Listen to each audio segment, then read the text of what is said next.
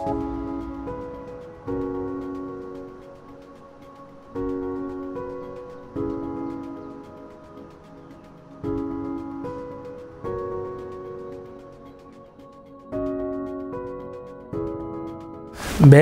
Mulay Zeynel Abidin Abdurrahman Samber. Zeynel Abidin aslında Mulay Zeynel Abidin Abdurrahman Samber. Uluslararası Kaptan Ahmet Erdoğan Anadolu İmam Hatip Lisesi'nde okuyorum ve Kaptan Ahmet Erdoğan Erkek Yurdu'nda İlim Yayma Cemiyeti Yurdu'nda kalıyorum.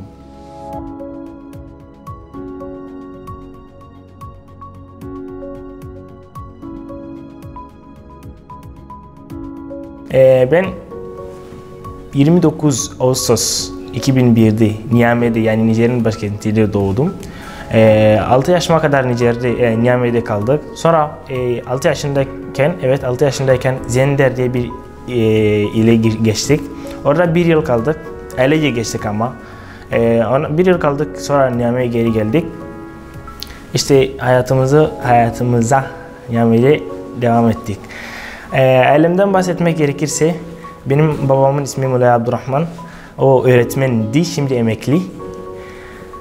2 tane annem var. Hep beraber aynı evde yaşıyoruz. 9 kardeşim var hayatta olan.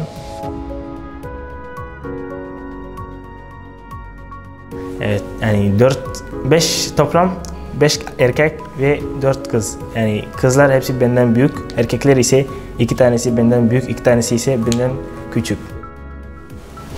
Biz orta son sınıftayken, yani bizde aslında 10. sınıf oluyordu o zaman çünkü 6 ile 4 ya, 10. sınıftayken yani Türkiye'den bir burs ve Türkiye tarafından burs verileceğini öğrendik ve araştırdık ve Diyanet Vakfı'nın lise için burs verdiğini öğrendik. Diyanet Vakfı'na başvurduk ve sınava çağırdılar ilk başta, yani yazılı sınavına girdik.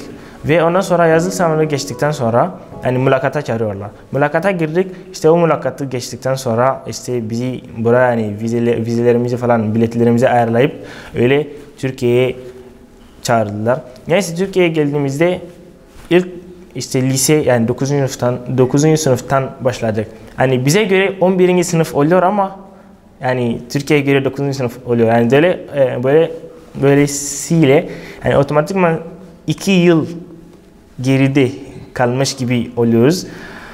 Ama neyse yani zararı yok. Faydası var.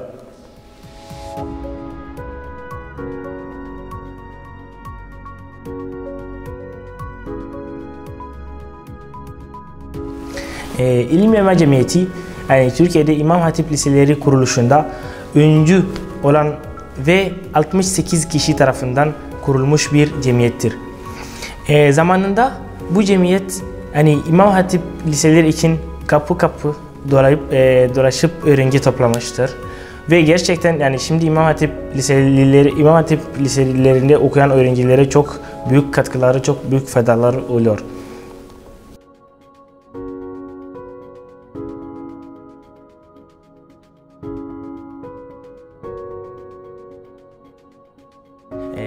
Türkiye'ye geldiğimde yani ben aslında yani ortam olarak şöyle yani çok hızlı ve erken bir ortama ayak uydurabilecek bir kişiyim, bir özelliğe sahibim. Dolayısıyla geldiğimde hatta aslında gelmeden önce yani kendimi yani Türkiye'ye çok hızlı alışacağımı hissediyordum. Türkiye'ye bir geldim. Ama yani hava çok soğuktu ilk başta. Ben uçaktaydım ilk başta, yani uçakta bakıyorum yani İstanbul 7 derece. Ve üzerimde hiçbir şey yok, yani sadece bir gömleğim vardı. Ben soruyordum kendime yani 7 derece bu kadar mı acaba? Ama unuttum ki yani biz uçaktayız daha. Uçağın ısınma işte sistemleri falan var. Ve sonra uçak indi, biz çıktığımızda bir baktım beyazlamaya başladım. Nasıl oldu bu iş dedim. Yani gerçekten çok soğuktu o gün.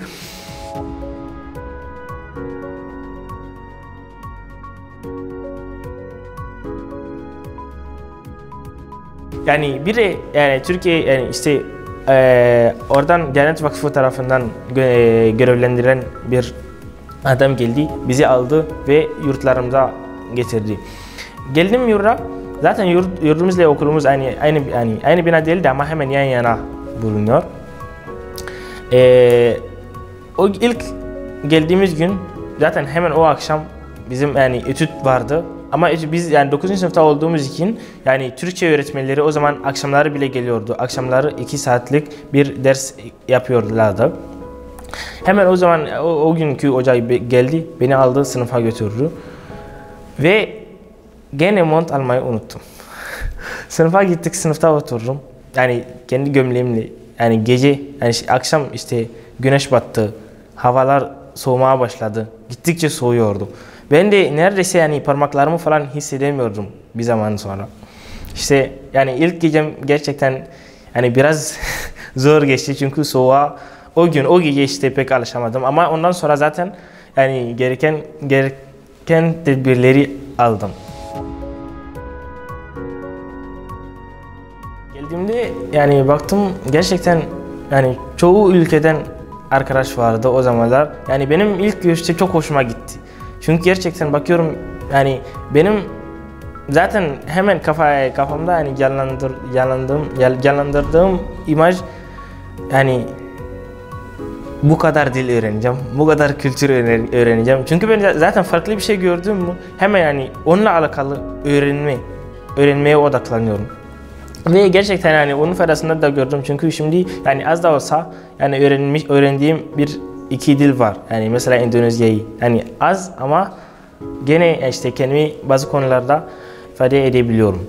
İşte yani o arkadaşlara alışmak çok hani bir zaman almadı çünkü ben zaten yani her ortama değil yani çoğu ortama yani ayak uydurmak benim için kolay geliyordu. İşte hemen yani olaylara bakıyordum. Bütün herkese bakıyordum. Herkes nasıl davranıyorsa öyle davranmaya çalıştım. Ve toplulukla işte iyi geçirmeye çalıştım. Bu yılın ilk dönemi sadece Türkçe derslerini gördük ve yani sadece dili halletmeye çalıştık. Türkçe dili öğrenirken gerçekten yani bazen zorlandığımız bazı konular var yani bazı kelimeler çünkü yani bizim alışmadığımız bazı sesler oluyor. Mesela ı.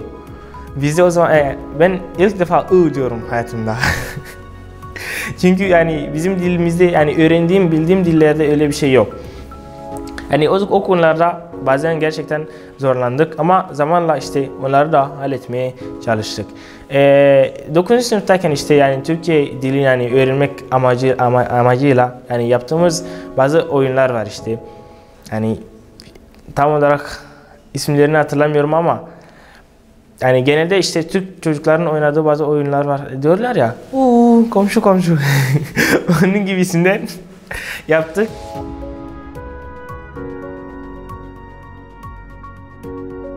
Çok farklı kültürler, farklı ülkelerden gelmiş arkadaşlarla yaşamak gerçekten yani çok iyi bir şey. Çünkü hemen dünyanın her tarafından bir arkadaşınız oluyor ve yani bütün kültürlerle alakalı en az ufak da olsa bir bilginiz oluyor.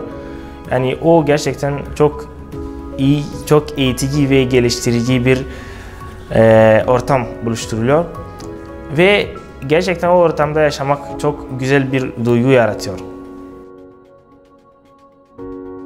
Ben mezun olduktan sonra hani üniversiteyi Türkiye'de okumayı düşünüyorum. Daha yani Türkiye'de okumak istiyorum. Yani en çok Türkiye'de okumak istiyorum. Ben daha önce yani Türkiye'ye gelmeden önce benim hayalimde hep işte hani Fransa, Amerika gibi ülkelere gitmek vardı. Ama bir Türkiye'ye geldim. Yani şimdi Türkiye'den gidesim hiç kalmadı. Yani başka ülkelere hiç gitmek istemiyorum. Yani üniversiteyi en çok Türkiye'de okumak istiyorum. Ve istediğim bölüm pilotluk bölümü yani. Biraz zor ama hele uluslararası öğrenciler için çok daha zor olacak. Ama ben başaracağımı düşünüyorum ve öyle umuyorum. Allah'ın izniyle.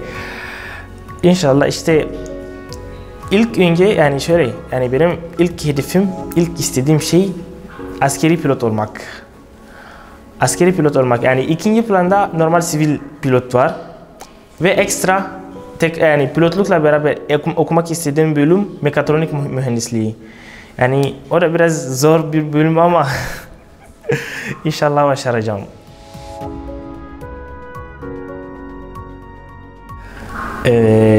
Gerçekten hani ilk başta Türkiye'ye geldiğimde yani gelenekler biraz yani tuhafıma geldi. Yani gerek yemekler, gerek yani tavırlar, davranışlar, bazılar tabii yani çoğunu normal karşıladım ama hani bazı tavırlar yani biraz tuhafıma geldi hele yemeklerden. Yani mesela ben ilk geldiğimde mercimek çorbasını hiç içemiyordum. Bir geldim yani zamanla yavaş yavaş alışmaya başladım ve beyaz peynir var ya yani şimdiye kadar hiç yiyemiyorum yani hiç tüketemiyorum o beyaz peyniri yani yavaş yavaş az da olsa yani kaşar peynirini yani yavaş yavaş tüketmeye başladım ama yani işte beyaz peynir gibi yani yiyeceklerden pek hoşlanmıyorum ve yani alışmadım işte ama genel olarak yani Türkiye yani yemek kültürü gerçekten yani çok iyi ve geniş bir yemek kültürü var Türkiye'nin ve ben yani hemen hemen hepsini demeyelim de çünkü beyaz peyniri saydık yani çoğunu seviyorum yani bize göre hani yemek kültürü biraz daha geniş Türkiye'nin yani bizde mesela bu kadar geniş bir yemek kültürü yok yani daha var ama hani bu kadar bu kadar geniş değildir ve bizde daha farklı yemekler oluyor genelde. Bir de yani bazen aynı yemek oluyor, aynı ham madde ama yani yapılış farkı yani pişirilme tarzı farklı oluyor. Mesela pirinç pilavı yani bize bazen farklı oluyor. Yani bir bakıyorum Türkiye'de bambaşka oluyor. Yani ama hem tadı sonuçta pek değişmiyor. Dolayısıyla yani bana aynı geliyor. Yani benim bildiğim annemin yaptığı pilav gibi geliyor bana.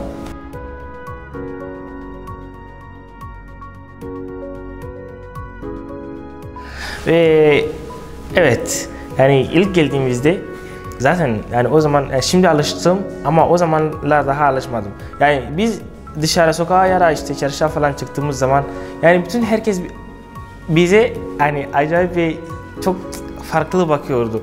Bizim de dikkatimizi çok çekiyordu. Hele benim yani bir kişi yani bana çok bakıyor. Hatta giderken bazen yani bir kişiyle karşılaşıyorum. Böyle benim önümdeyken bana bakmaya başlıyor. Ve geliyoruz benden geçiyor hala bakmaya devam ediyor. Yani neredeyse bir şeye çarpacaktı kardeşim. Yani öyle genelde işte yani bizim gibilere alışmadıkları için herhalde yani böyle ilk bakışta tabii biraz onlar da tuhaf karşılayabilirler. Biz de o zamanlar tuhaf karşılıyorduk çünkü diyorduk ki yani nasıl yani bu hiç televizyon izlememiş mi yani film izlememiş mi Muhammed Ali'yi tanımıyor mu gibi düşünceler geliyordu. Ama tabii zamanla biz buna da alıştık ve işte ilk başta hani kardeş senin memleket nere seninle fotoğraf çekebilir miyim gibisinden yani öyle muhabbetler geçti aramızda. Ama yani sonuçta yani kötü niyetli olmadığını biliyoruz yani sadece alışmadıkları için böyle baktıklarını anlayabiliyoruz. Ve şimdi zaten alıştım. Bir de bizim mahalledekiler alıştı onlarda yani şimdi bakmıyorlar. Ama biraz daha uzağa gittiğimiz zaman yine bakanlar oluyor. Bir Türk'le aramızda merhaba dahi geçse o Türk'ün gerçekten beni çok sahiplendiğini fark ediyorum. Mesela hemen yani başka geçen biri olursa hatta o da benim bazen tuhafıma geliyordu. Yani az önce bana çok tuhaf bakan bir adam. Merhaba dedim, muhabbete başladık. Sonra hemen bir kişi daha geçiyor, o da bana bakıyor.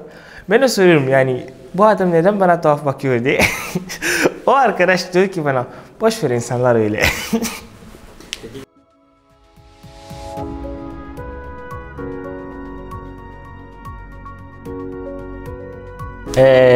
Maket ve model. Benim şöyle bir özelliğim var. Yani ben boş kalmak istemiyorum. Yani benim bir boş zamanım olduğu zaman onu sürekli yani başka bir şeyle doldurmaya çalışıyorum. Boş dahi olsa. Yani boş demeyelim de hani pek faydası olmasa da yani boş durmaktansa benim için daha iyi geliyor. Mesela en son yani bir uçak modeli Maket demeyelim çünkü maketler genelde süs için kullanılıyor. Model ise uçağı yani hareket edebiliyor. Benim işte bir uçak modeline başladım. Hatta dış tasarımını bitirdim. İlk deneyimizi yaptık. Yani uçurduk. Normal atış uçuşu yaptık. Onu gerçekleştirdikten sonra yani motor takıp yani öyle uzaktan kumandayla uçurmaya çalışacağız. Ve ekstra başka bir yarışma için başka hazırladığımız bir proje var. O da gemilerle alakalı, gemi motoru ile ilgili bir proje. İşte onu da yürütmeye çalışıyoruz son zamanlarda. Öyle. Ben Molezenil Abidin Abdurrahman Samber. Bazı arkadaşlar bana Moli diyor. Bazı arkadaşlar Mülayim diyor. Bazılar Zeyn diyor. Bazılar Abdurrahman diyor. Ama benim asıl ismim Zeynel Abidin. Zeynel Abidin. Abdurrahman babamın ismi. Samber dedemin ismi. Mulay ise yani bizim ailede bütün erkeklerin taşıdığı bir isim. Soy ismi gibi bir şey ama önce geliyor bizde. Beni izlediğiniz için teşekkür ederim. Hoşça kalın.